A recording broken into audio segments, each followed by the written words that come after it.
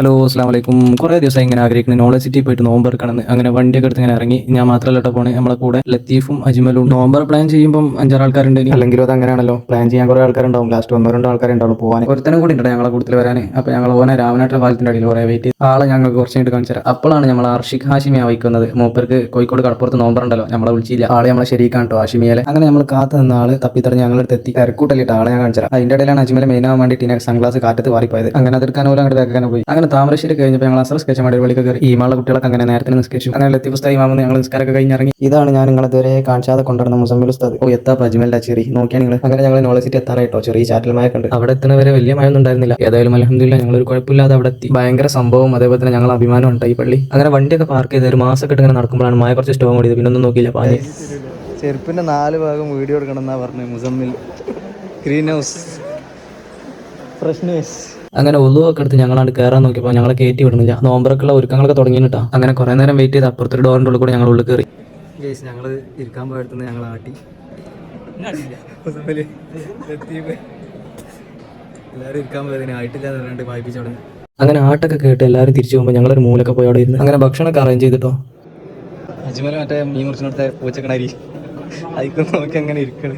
അങ്ങനെ ഞങ്ങൾ 3 പിന്നെ ഏതോ 2 ഒരു തളികന്റെ ചുറ്റും. മുസമ്മിലാണെന്നുണ്ടെങ്കിൽ വേറൊരു ടീമിന്റെ കൂടെ അവിടെ ഇരുന്ന്. സമയം ആകെ 6:10 ഇനിയുണ്ട് 1/2 മണിക്കൂർ. ഏതായാലും വെറുതെ ഇരിക്കല്ലേ, ഓരോരുത്തരുടെ കല പുറത്തെടുത്ത് അക്ഷരം മാറരുതട്ടോ. ലത്തീഫ് എന്തോ ടൈപ്പോഗ്രഫി ചെയ്താണ്, മറ്റവനോട് എന്തോ സ്റ്റോറിക്കുള്ള വകുപ്പ് ഉണ്ടാക്കുക. അങ്ങാടിക്ക് മീൻ വാങ്ങാൻ പോയവരെ സ്റ്റോറി ഇടുന്ന ടീമാണ്.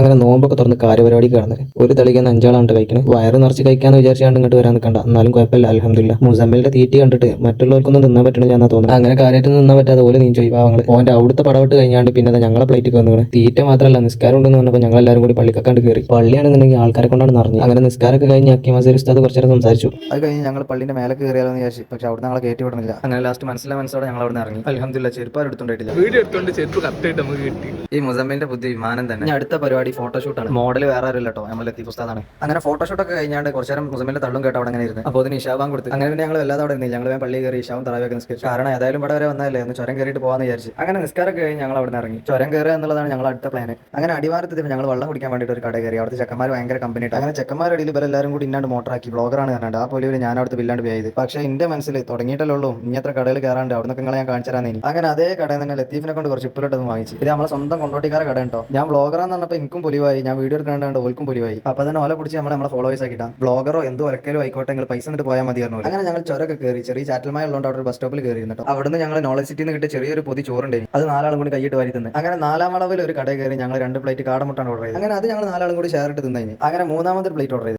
3ാമത്തെ വന്നാൽ പിന്നെ ആകെ പൊടിമലിയായി. സത്യം പറഞ്ഞാൽ മൊത്തം 4 ഓർഡർ ചെയ്ത്. 3ാമത്തേനും 4ാമത്തേനും അടിയാണ്. ഇന്നായി ചങ്ങായിമാർക്ക് ആദ്യം തന്നെ 4 ഓർഡർ ചെയ്താണ്ട് ഓരോരുത്തർ കൊടുത്താൽ മതി. അങ്ങനെ അത് കഴിഞ്ഞ് ഓരോ പച്ചലൈസ് ഉണ്ട്. ഞാൻ നേരത്തെ പറഞ്ഞില്ല, ഇത് വെറും തുടക്കം മാത്രമാണ്, ബാക്കി ഞങ്ങൾ മേലെ പിടിച്ചോളാന്ന്. അതേപോലെ തന്നെ അജ്മലിനെ കൊണ്ട് മുസമ്മിലിനെ കൊണ്ട് അവിടുത്തെ ബില്ലടപ്പിച്ചു. അങ്ങനെ തീറ്റ പരിപാടിയൊക്കെ കഴിഞ്ഞപ്പോൾ പിന്നെ അവിടെ നിന്നില്ല. ചെറിയൊരു മഴ ഉണ്ടായി, വേഗം നാട്ടിൽ തിരിച്ചു. അങ്ങനെ ഏതായാലും രാമനാട്ടിലെത്തി. അവിടുന്ന് മുസമ്മിലും അവന്റെ നാട്ടിൽ പോയി. ഞാൻ നമ്മളെ വണ്ടി ഇവിടെ പാർക്ക് ചെയ്ത് പോയതായിരുന്നു. അങ്ങനെ ഞാൻ എന്റെ വണ്ടി എടുത്ത് കാലിക്കറ്റ് യൂണിവേഴ്സിറ്റി എത്തിയപ്പോൾ അജ്മലിനോടും ലത്തീഫിനോടും സലാം പറഞ്ഞു ഞാൻ നാട്ടിൽ തിരിച്ചു. അങ്ങനെ ഏകദേശം 2 മണി ആയപ്പോഴത്തേന് നമ്മുടെ നാട്ടിലെത്തി. അപ്പം എന്നാൽ ശരി, ബാക്കി പിന്നെ അസ്സലാമു അലൈക്കും.